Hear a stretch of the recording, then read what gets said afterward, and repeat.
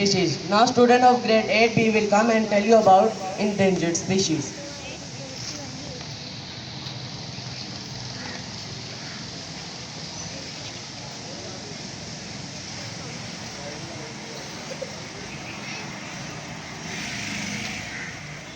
An endangered species is a plant or animal species that is close to extinction and likely to become extinct in near future.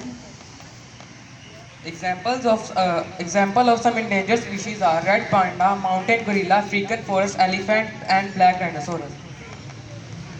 Reasons of extinction are the Worldwide Fund, WWF, and International Union of Conservation of Nature enlisted the following reasons: habitat change, overexploitation, climate change, catastrophic events. Endangered species in Pakistan are markhor, snow leopard, Indus River dolphin, smooth-coated otter.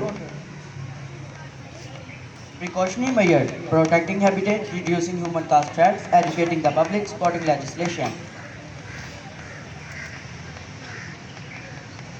Thank you.